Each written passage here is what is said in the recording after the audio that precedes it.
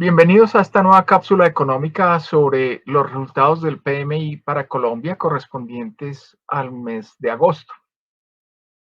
Empezamos analizando la realidad internacional, especialmente el componente de pedidos dentro del PMI manufacturero global. Recordemos que esta medición es bastante buena para interpretar cómo va la demanda a nivel global.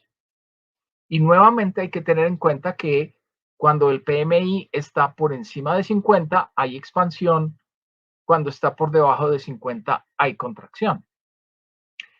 Bueno, en el mes de julio observamos que por primera vez después de la crisis originada por el COVID, tenemos un PMI de pedidos en el sector manufacturero que está por debajo de 50. Es decir, tenemos una caída en los pedidos frente al mes anterior. Ya no es que los pedidos crezcan menos, sino que efectivamente hay una caída en los pedidos a nivel global.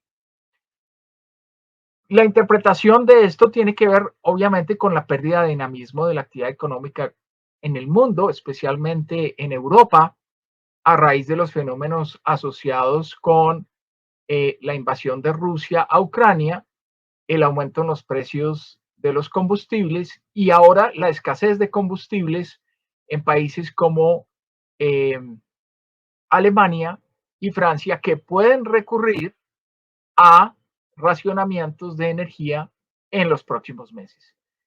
En este balance relativo, entonces, la situación es mucho más complicada para Europa que lo que es para los Estados Unidos.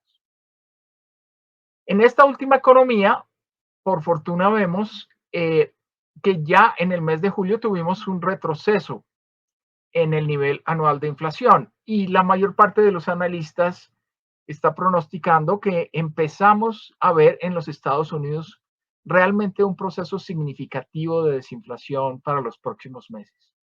Esta es una muy buena noticia.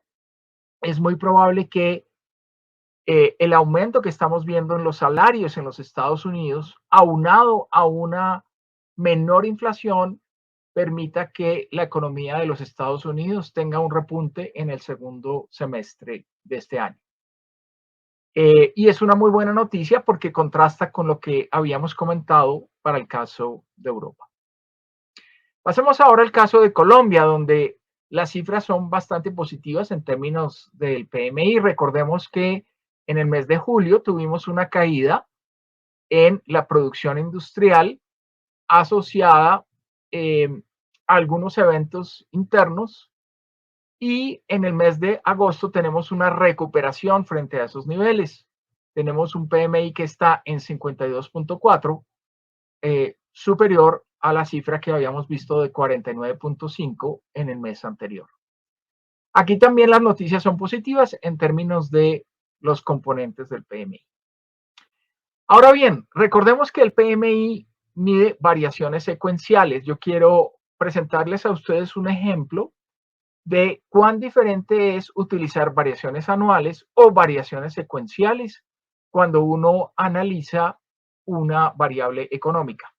En este caso, analizamos el Producto Interno Bruto de Colombia en el segundo trimestre del año. De acuerdo con las cifras del DANE, el crecimiento fue del 12.6%, mientras que en el primer trimestre había sido del 8.6%. Con esto llegamos a la conclusión efectiva de que el crecimiento anual de la economía colombiana en el primer semestre del año es bastante positivo. Sin embargo, cuando analizamos las variaciones secuenciales, que son las que el PMI tiene en cuenta, es decir, frente al periodo anterior, la verdad es que encontramos una realidad un poco diferente en las cifras del PIB colombiano. Las barritas amarillas que ustedes ven en este gráfico muestran el crecimiento secuencial, es decir, frente al trimestre anterior en el PIB. Las barras grises corresponden al crecimiento del consumo y las barras rojas corresponden al crecimiento de la inversión.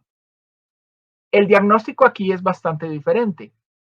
Aquí se observa que la economía colombiana viene en un proceso de desaceleración.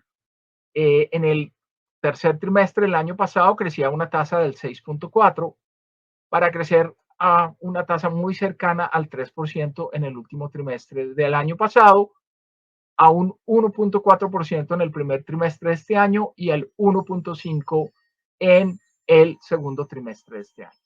Entonces, hay efectivamente un proceso de desaceleración. ¿Qué explica esa situación? Pues ustedes lo ven ahí. Si bien hay un crecimiento, una aceleración en el consumo de los hogares, que es la barra color gris, tenemos lamentablemente un retroceso en términos de la inversión, que es negativa por primera vez en varios trimestres. Creemos que el principal reto de la economía colombiana en los próximos meses es precisamente recuperar y mantener buenos niveles de inversión. Pero aquí hay algunos factores que probablemente van a jugar en contra. Uno de ellos es el aumento en la tasa de cambio. Recordemos que buena parte de los bienes de capital en Colombia son importados. En la medida en que la tasa de cambio sube, tenemos un aumento en el costo de uso del capital. También estamos observando un incremento en las tasas de interés por parte del Banco de la República. El aumento en las tasas de interés es otro elemento que dificulta los planes de inversión de los empresarios en la medida en que menos proyectos se vuelven rentables a tasas de interés más elevadas. En tercer lugar, tenemos obviamente la incertidumbre generada por un nuevo gobierno y especialmente sus políticas frente al sector productivo. Y por último, hay que agregar que Colombia en este momento tiene una prima de riesgo relativamente alta, lo cual encarece el acceso al crédito externo. Tendríamos que esperar a los resultados de la reforma tributaria para tener, digamos, el alivio en una de las condiciones importantes para la inversión en nuestro país, como es la prima de riesgo. Pero esto es posible y es muy probable que lo tengamos en antes de los próximos 2 meses. Bueno, con eso termina mi cápsula económica de este mes. Los invitamos a una nueva entrega el próximo mes con los resultados del PMI para Colombia. Muchas gracias.